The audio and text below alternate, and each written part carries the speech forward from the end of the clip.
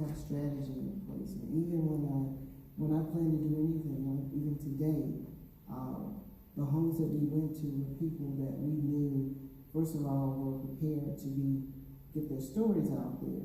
And also, we wanted to make sure that these were people that could not be attacked. So you have to, when you want to act on something, pray about it, because I pray about everything. And also plan and then act. So Kat, I'm sure you've been in a boardroom and you've been surrounded by probably most of men, and you're getting ready to say something that does challenge that status quo. How do you deal with that pressure when you know you're going into something? Have you dealt with something like that?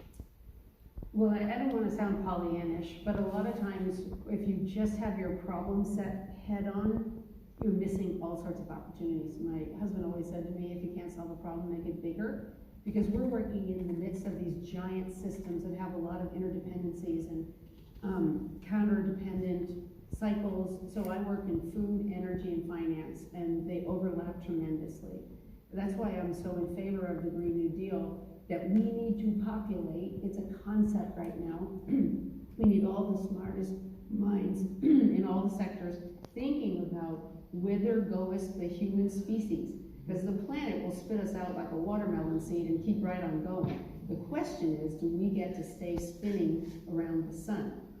So, I think whenever there's a challenging moment, when you're speaking truth to orthodoxy, trying to be iconoclastic, there's a way to do it that allows people to come in and come along with it.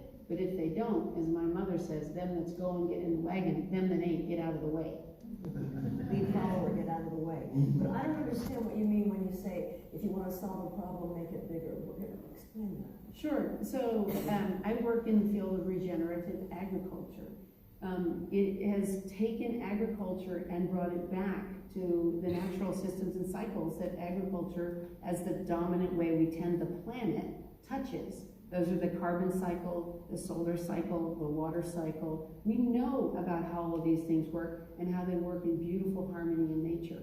If we mimic natural systems and cycles, we can actually get to a form of agriculture that not only creates a healthy food that's accessible for all people and ample in supply, but resequesters carbon into our greatest carbon sink, the soils, improves healthy soils where carbon can do no wrong, increases biodiversity because agriculture done in concert with nature supports all sorts of other organisms, especially the very important ones living under our feet in the ground, where 4/5 of all animals are, the nematodes.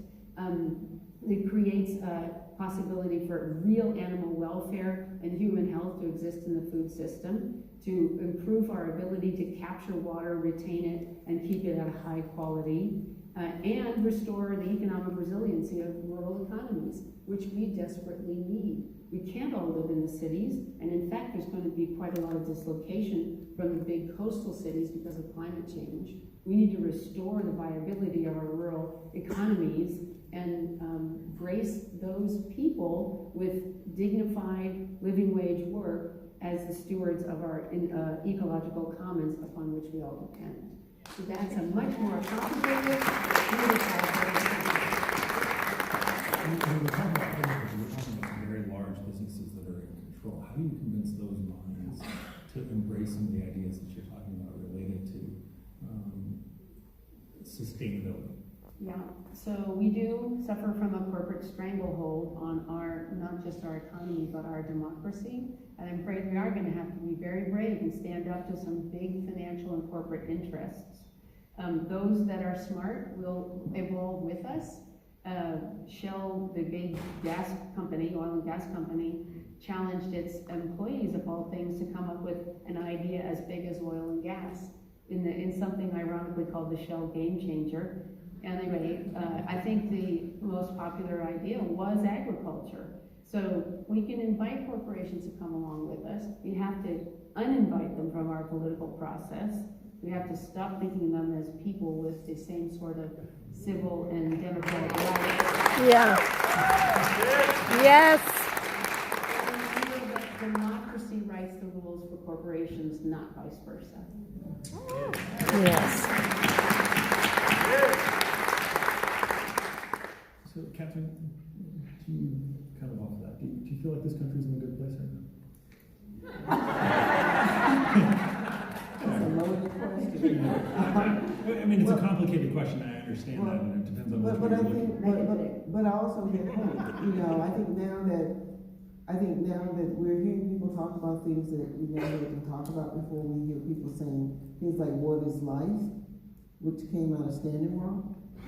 We hear people talking about the earth and Mother Earth. I hear people talking about the environment. They never talked about the environment before. I see the news covering real news now.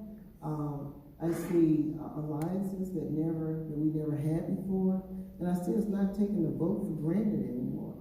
And actually people being fired up and going out and organizing, because I think that we went through a period where we felt we didn't have to organize. We felt we didn't have to do the work, and we didn't have to knock on doors. And now when I talk to people, and I talk to politicians, I talk to them about actually going into communities and knocking on doors and listening for a change. I also, you know, I never thought, I've been hearing from a lot of presidential candidates that have reached out to me that want to know about what we're dealing with in the rural communities, and how we deal with environmental justice, and how we deal with rural poverty. So what I generally tell people is come and see. And a lot of people have come to see. I just got an email from an organization in Washington that's sending some legislation to me, policy, to make sure that it's written in such a way that it does not leave out rural communities. That was not happening 10 years ago. So,